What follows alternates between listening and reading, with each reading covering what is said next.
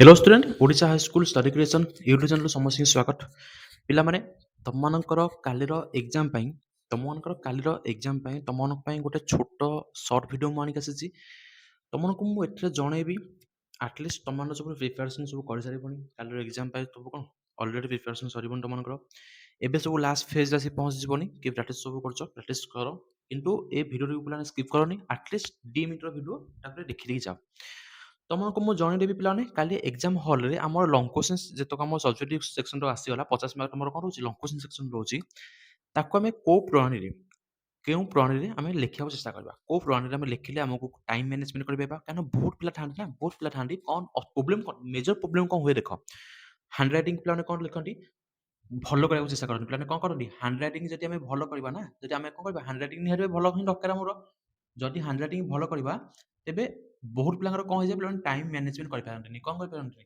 पिलाने time management कर पारंतनी बुझिपारछ बुझन टाइम मैनेजमेंट कर पारंतनी जोठी हमर शेष रे एसे टिके बढ़ी जाओ किबा एप्लीकेशन बढ़ी जाओ कि अनुच्छेद बढ़ी जाओ जहाँ भी हेले कौन जाए पिलाने तुमनकर बढ़ी जाए तो तुमनकर सेही प्रोब्लेम टाको जतले एग्जाम हॉल जति फेस न करिवो ना जति एग्जाम हॉल फेस न करिवो सेथि पई तुमनक पे कोन गोटे आगुआ प्री प्लानिंग मु आनिक आसी तो एथे तुमनक मु जॉइन देबी जे आम टाइम अनुसार तुम घंटा लगिथिबो क्लास हॉल घंटा लगिथिबो किबा निजे कोन थिबो प्लान गोटे छोट घंटा जति होचो नेगि जाइथिबो तो आमे केउ टाइम टेबल अनुसार आमे केउ टाइम रे केते टाइम दबा को पार्ट को बुझिबो बुझन एप्लीकेशन को केते पार्ट दबा लेटर को केते पार्ट दबा रचना को केते पार्ट दबा केते समय लाखे दबा को पार्ट को आमे केते लाखे समय दे परिबा तो तमन पे कोन ए छोटो भिडियो अछि पिला माने पिला माने आमे परीक्षा हल रे किपरि आमे सब जाक पार्ट को इक्वली भाबे टाइम दे परिबा एवं एवं परीक्षा हल तुमनकर सठिक टाइम जितले शेष हबो 11:30 जितले बाजी जिवो ता पूर्वरु हमर जेते सब जाक सेक्शन लॉन्ग क्वेश्चंस को जेने आराम से सरी जाइथिबो अच्छा गोटे मिनिट हला तुमनकर मार्क केते मार्क पिलाने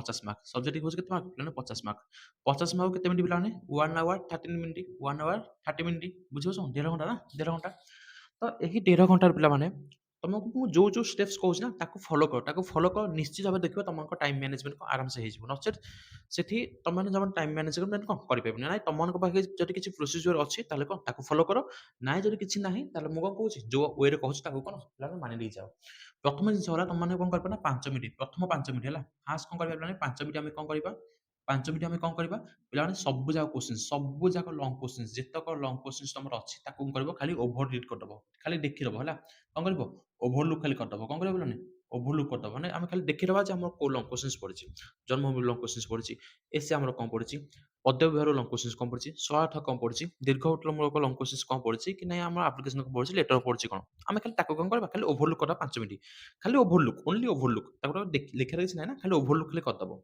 मोटा बुझीपार ना मोटा बुझीपार ना पे नेक्स्ट कौन कर सेकेंड आम टाइम क्या दबा पे सेकेंड आम फास्ट 5 मिनिट कौन कर पे खाली ओभरलुक करदेव माइंड टेंशन नबनी आराम से कौन कर ओभरलुक करदेव है सेकेंड कौन करवा पे तुम पत्र लिखन कौन पे करवा पत्र लिखन कौन करवा लिखा मुझे जहाँ कौन फास्ट लिख तुम प्रथम कौन लिख पे पत्र लिखन लिखा आरंभ कर तुम पत्र लिखन हूँ पे 5 मार्क केते मार्क पे 5 मार्क आउ एक केते समय दब पे पाखापाखि तुम 7 मिनिट 8 मिनिट है 7 मिनिट कौन कर 8 मिनिट समय दब कौन पत्र लिखनटा को लिखापी बुझिपार बुझिपारे पत्र लिखनटे लिखा गला 7 मिनिट 8 मिनिट बहुत ही 7 मिनिट 8 मिनिट कम नुह पे 7 मिनिट 8 मिनिट हूँ तुम कौन बहुत समय ताठू कम देकी तुम कौन कर मैनेजमेंट कर देन ओके एबे देख तुमकर मुझे कहबी थर्ड रे आम कौन करवा पे दरखास्त लिखा कौन लिखा पे दरखास्त लिखा ताकि हूँ कौन 5 मिनिट 5 मार्क से भी कौन कर पे 7 मिनिट 8 मिनिट कौन समय दे पार जदि 8 मिनिट न होगी 9 मिनिट होगा ठीक अच्छे 10 मिनिट रु अधिक को जमा नबनी पे 10 मिनिट रु अधिक को जमा नबनी कहीं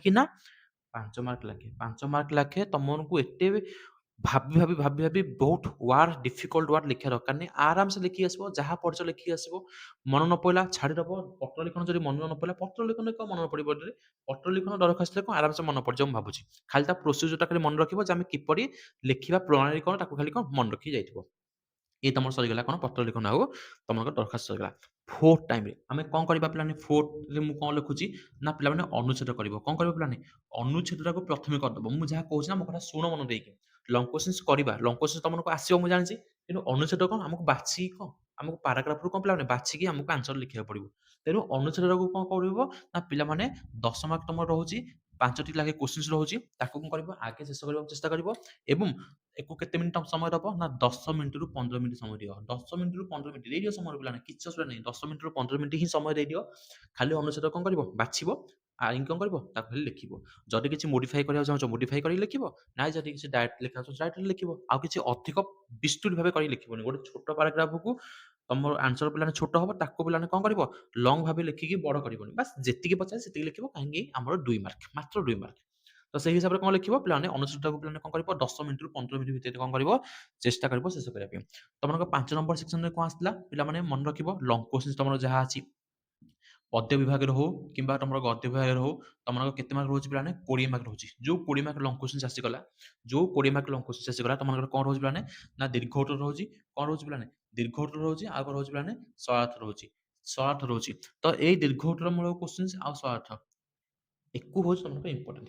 ଏକୁ ପିଲାମାନେ ଦେଇଦେବ କେତେ ସମୟ ଦେଇଦେବ ପିଲାମାନେ 30 ମିନିଟ୍‌ରୁ 40 ମିନିଟ୍ ପାଖାପାଖି ଦେଇଦିଅ। 30 ମିନିଟ୍ 40 ମିନିଟ୍ ନଚେତ କ'ଣ ଦେଇଦିଅ ପିଲାମାନେ 45 ମିନିଟ୍ ଧର 45 ମିନିଟ୍ ହଉ 45 ମିନିଟ୍ କ'ଣ କର ପିଲାମାନେ ଏକୁ ଦେଇଦିଅ। ଆରାମସେ ଦେଇଦିଅ ପିଲାମାନେ କିଛି ଅସୁବିଧା ନାହିଁ। ଦେଇଦେଲେ ପିଲାମାନେ ସରିଯିବ। କିନ୍ତୁ ଚେଷ୍ଟା କରିବ ନା ପିଲାମାନେ 30 ମିନିଟ୍‌ରୁ 40 ମିନିଟ୍ ଭିତରେ ଶେଷ କରିବା ପାଇଁ।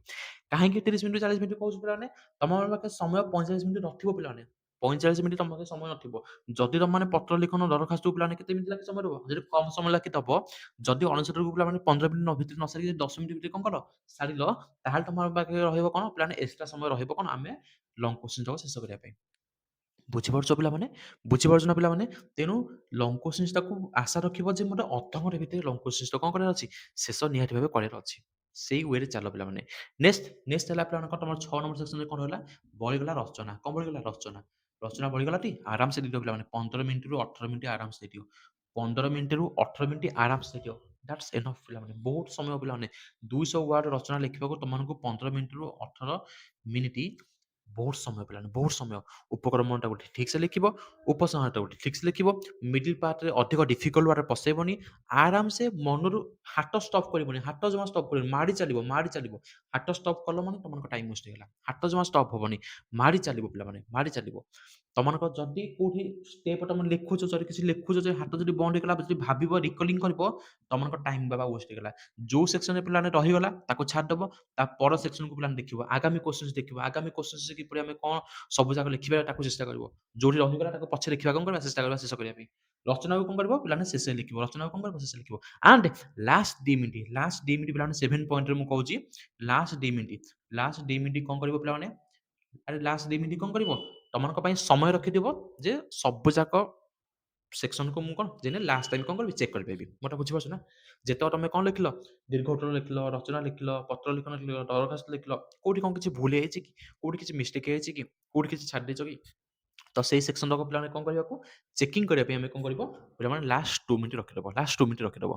ଲାଷ୍ଟ 2 ମିନିଟ୍ କ'ଣ କରିବ ଖାଲି ଓଭରଲୁକ୍ କରିବ କ'ଣ ତମମାନଙ୍କ ଆନ୍ସର ସିଟ୍‌ଟାକୁ ଓଭରଲୁକ୍ କରିବ। ଆଉ ଭେରି ଗୁଡ୍ ଗୋଟେ ଇନଫର୍ମେସନ୍ ପିଲାମାନେ ତମକୁ ମୁଁ ଦେଇ ରଖୁଛି। କ'ଣ ହ୍ୟାଣ୍ଡରାଇଟିଂଟାକୁ ପିଲାମାନେ ଭଲସେ ଲେଖିବ। ଜମା ତରତର ହେଇକି ଲେଖିବନି ହେଲା। ସ୍ପିଡ୍ ତ ହ୍ୟାଣ୍ଡରାଇଟିଂ ରଖିବାକୁ ହିଁ ପଡ଼ିବ। ହ୍ୟାଣ୍ଡରାଇଟିଂ ସ୍ପିଡ୍ ନ ରଖିଲେ ତମକୁ ଟାଇମ୍ ମ୍ୟାନେଜମେଣ୍ଟ କ'ଣ ତମେମାନେ କରିପାରିବନି।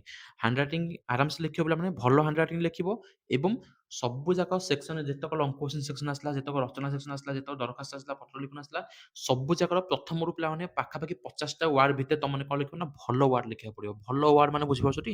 ଓଡ଼ିଆ ଶବ୍ଦ କୋଷ ପ୍ରଣାଳୀ କରିକି ତମେ କ'ଣ କରିବ ଲେଖିବାକୁ ପଡ଼ିବ।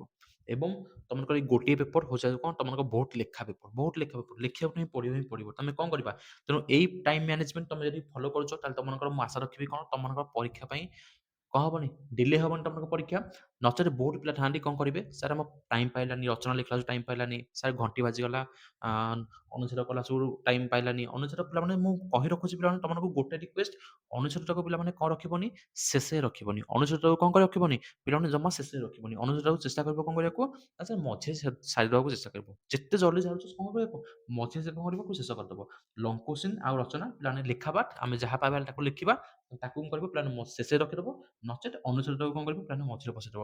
ତ ତମମାନଙ୍କର ପିଲାମାନେ ଏଇ ଛୋଟ ସେକ୍ସନରେ ତମମାନଙ୍କୁ ମୋର ଏହା ଜଣାଇଥିଲା ଯେ ଆମେ ପରୀକ୍ଷା ହଲରେ କିପରି ପିଲାମାନେ ଟାଇମ୍ ମ୍ୟାନେଜମେଣ୍ଟ କରିପାରିବା ଏବଂ ଟୋଟାଲ 50 ମାର୍କକୁ ଆମେ କିପରି ଟାଇମ୍‌କୁ ଡିଷ୍ଟ୍ରିବ୍ୟୁଟ୍ କରିପାରିବା। ତ ଏହା ଥିଲା ତମମାନଙ୍କର ପିଲାମାନେ ଛୋଟ କ୍ଲାସ୍। ତ ମୋ ଉଦ୍ୟମ ଭାବୁଛି ତମମାନଙ୍କୁ ନିହାତି ଭାବେ ଭଲ ଲାଗିଥିବ। ଯଦି ଭଲ ଲାଗିଛି ତାହେଲେ ଚ୍ୟାନେଲକୁ ସବସ୍କ୍ରାଇବ୍ କରିବା ଜମା ଭୁଲନି। ଏଇ ଚ୍ୟାନେଲରେ ତମମାନଙ୍କୁ ଆସନ୍ତାକାଲି ସେଟ୍ ଏ ବି ସି ଡି 4ଟା ଯାକ ସେଟ୍‌ର ପିଲାମାନେ ସବୁ ଯାକ ଓଡ଼ିଆ କୋଶ୍ଚିନ୍ସ ତମମାନଙ୍କର ମୁଁ କ'ଣ କରିବି କୋଶ୍ଚିନ୍ସ ଆନ୍ସର ଆନାଲିସିସ୍ କରିବି ଏବଂ ଇଂଲିଶ କୋଶ୍ଚିନ୍ ପାଇଁ ମଧ୍ୟ ତମମାନଙ୍କୁ ପିଲାମାନେ କାଲି ତମମାନଙ୍କ ପାଇଁ ଷ୍ଟ୍ରାଟେଜି ଭିଡ଼ିଓ ଆସିଯିବ ଯେ ଆମେ କୋଉ ୱେରେ ପାଠ ପଢ଼ିବା, ପରୀକ୍ଷା ହଲରେ କିପରି ଲେଖିବା ଏବଂ ତମମାନଙ୍କର ପରୀକ୍ଷା ହଲରେ ଯଦି କିଛି ମନେ ନ ପଡ଼ିଲା ତା ପାଇଁ କ'ଣ କରିବା ଏବଂ ତାର ମଧ୍ୟ ମାର୍କ ଡିଷ୍ଟ୍ରିବ୍ୟୁସନ୍ ଆମେ କିପରି ପିଲାମାନେ ତାକୁ କେତେ ସମୟ ଦେଇପାରିବା। ତ ସବୁକିଛି ତମମାନଙ୍କର ପିଲାମାନେ ଏଇ ଚ୍ୟାନେଲରେ ଡିସ୍କସନ୍ ହବ। ତେଣୁ ଭିଡ଼ିଓଟିକୁ ଦେଖିଥିବା ପିଲାମାନେ ଧନ୍ୟବାଦ। ଭିଡ଼ିଓଟିକୁ ଦେଖିଥିବା ଧନ୍ୟବାଦ ଏବଂ ଭିଡ଼ିଓଟାକୁ ଗୋଟେ ଲାଇକ୍ କରିବ ଏବଂ ଚ୍ୟାନେଲକୁ ଜମା ସବସ୍କ୍ରାଇବ୍ କରିବାକୁ ଭୁଲିବନି। ଚ୍ୟାନେଲକୁ ସବସ୍କ୍ରାଇବ୍ କର। ଆସନ୍ତାକାଲି ଏକ୍ସାମ୍ ତମମାନଙ୍କର ନିହାତି ଭାବେ ଭଲ ହବ। Thank you so much.